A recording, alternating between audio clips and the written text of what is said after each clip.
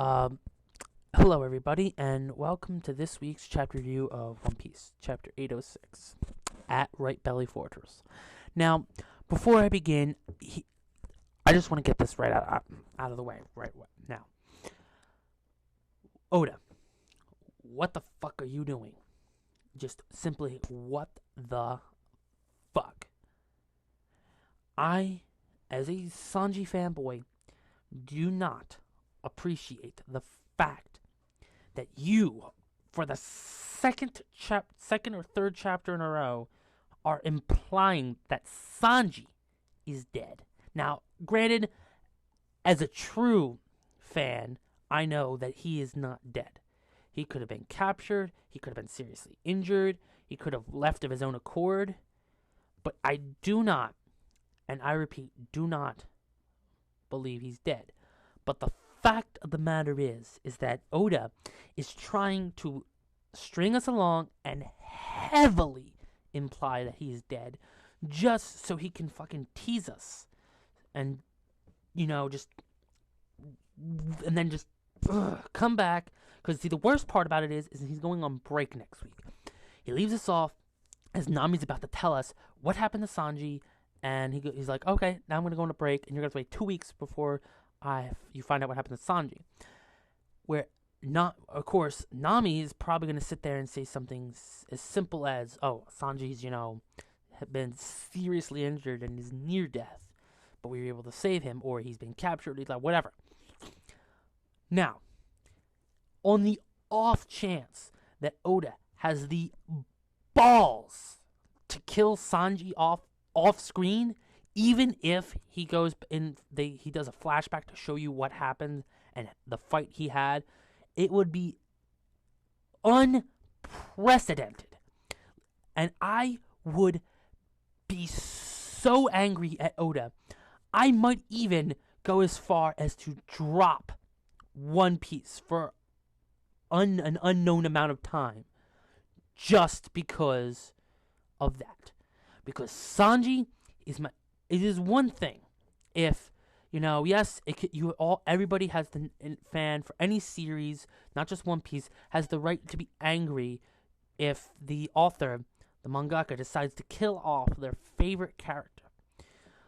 But, and sometimes that actually people give respect to a mangaka who has the audacity to kill off a main character, and permanently keep him dead. Sometimes that gets a lot of, positive feedback after the initial wave of hate.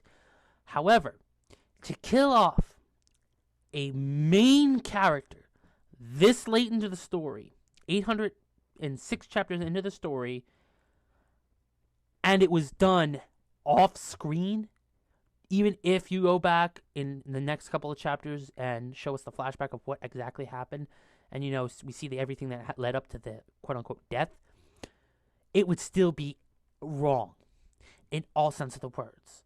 Like, if Oda does that, I'm friggin' getting the mafia on his ass, because you know what? It is disgrace. That would be a disgrace. Now, it's just, like, Oda, you son of a bitch. Because once again, I am despising what you're doing right now. But I know that what's going to happen is in 2 weeks, when we come back, we're going to find out that he's not dead, and that he's still alive, and that this could possibly be turning into a rescue arc, where Sanji has been captured, left of his own accord to save the friends, he's been seriously injured and taken, whatever the case may be. It could possibly turn into a rescue of Sanji arc, as opposed to quote-unquote rescuing a female. Because in, East Blue, we had to rescue Nami from Arlong.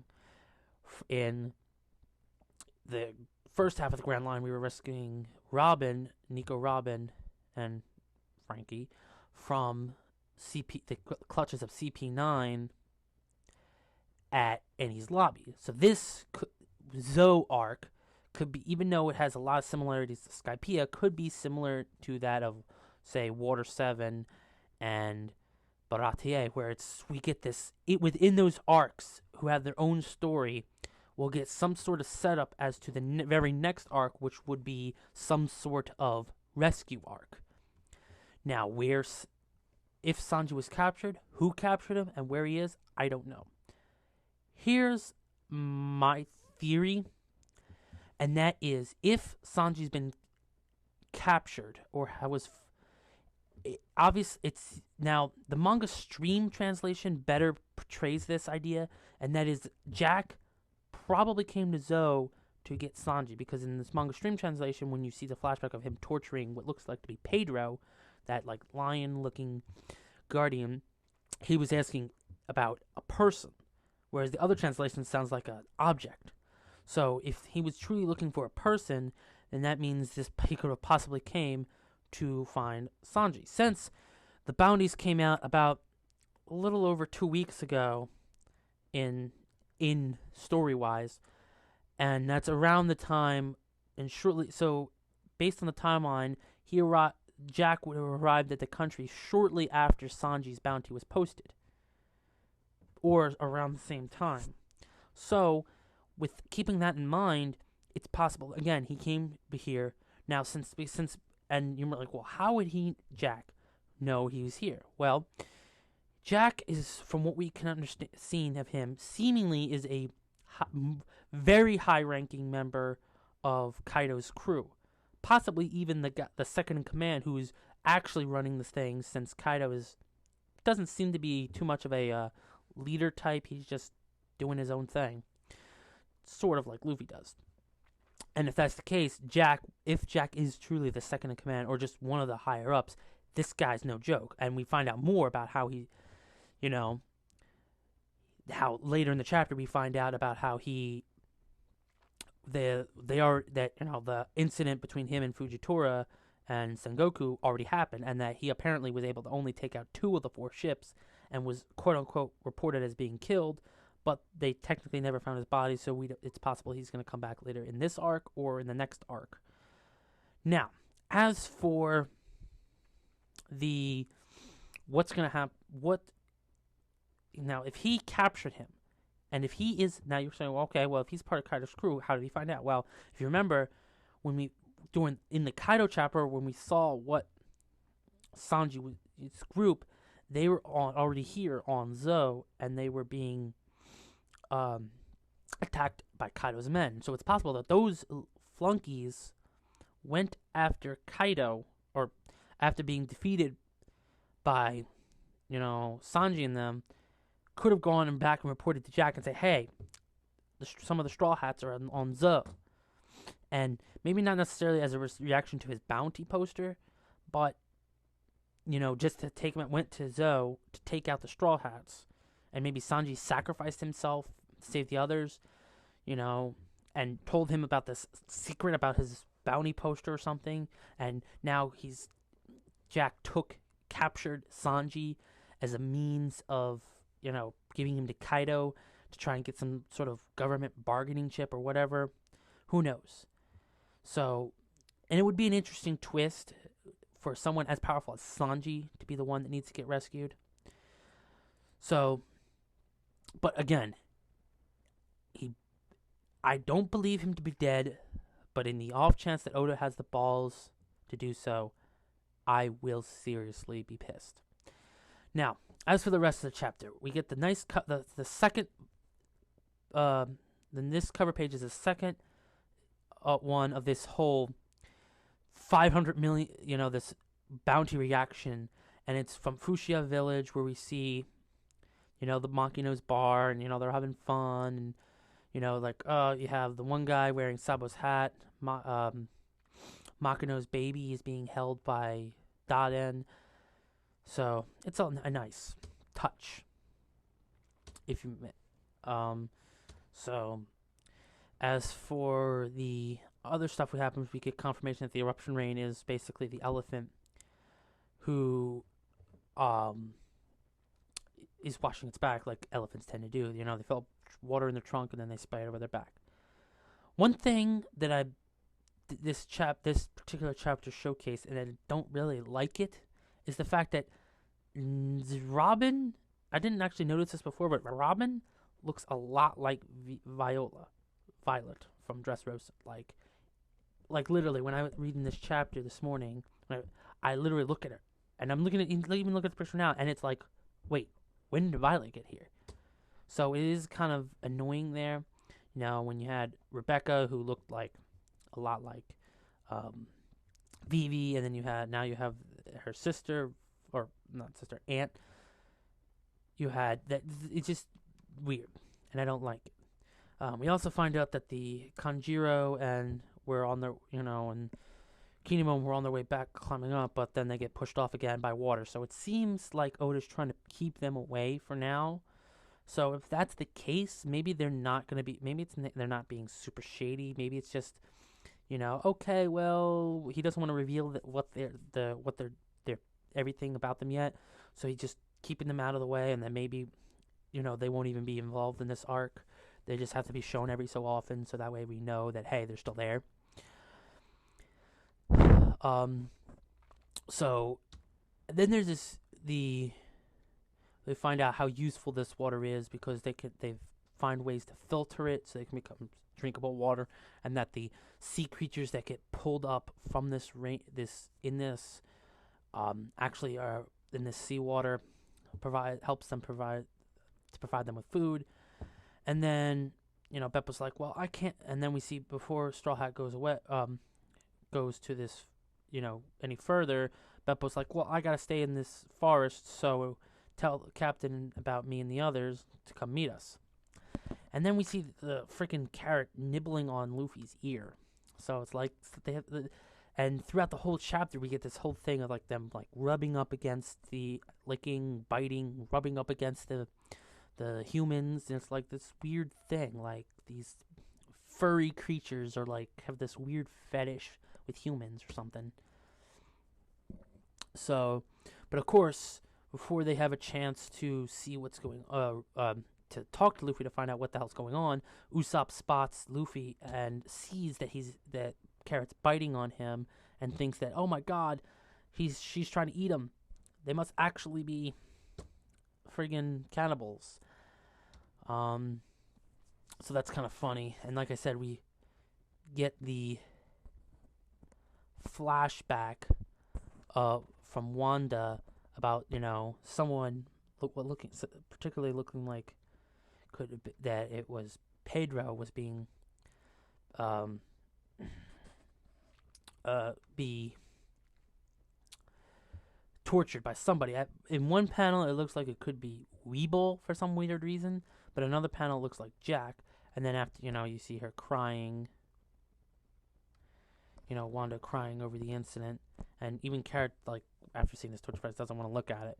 So obviously some major shit going down, and I think, again, a major part of this arc is going to be finding about what happened, and that's why, this arc I felt was going to be short. Everybody feels that this arc is going to be very short. However, what exactly is going to happen in this arc, we don't know. It was sort of a mystery, but at this point, I think it's safe to say that this is just, even though it has a lot of similarities to Skypiea and giving that Skypiea vibe, it's going to be mainly an information-based arc where we're going to get a bunch of information. We're going to learn about what happened when Jack was here, and that whatever happened here is going to cause the Straw Hats to go somewhere else, similarly to how Water 7 and Enies Lobbies worked. Water 7 had that whole, it was mainly an information, had some action, but mostly information to help you hype up and gear your, prepare us to move for the big story that was Enies Lobby. So I think this is why, further evidence that I feel that we're going to go into some sort of rescue arc, and that because Law brings the group immediately to Luffy using his shambles, and after some goofy dialogue from Usopp trying to save Luffy from being eaten, they're like, oh well, whatever, we're here. They arrived at the fort, and we find out immediately that, like, oh my god, these Straw Hats are like almost worshipped by these people. And we finally get to see Nami and Chopper.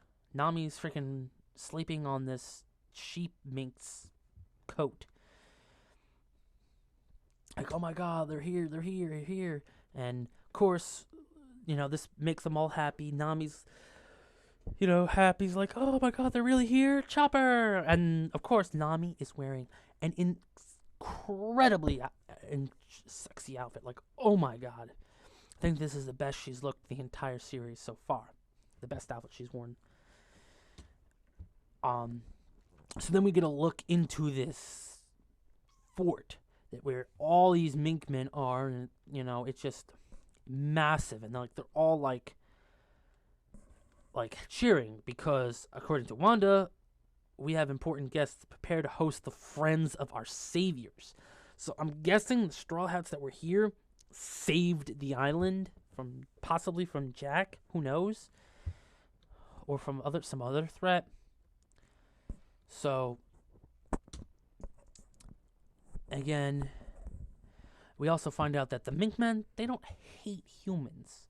In their eyes, they are just monkey minks with less hair. So if we don't like you, it's because of who you are, not what you are. And so Nami and Chopper go running over like, Luffy, we got.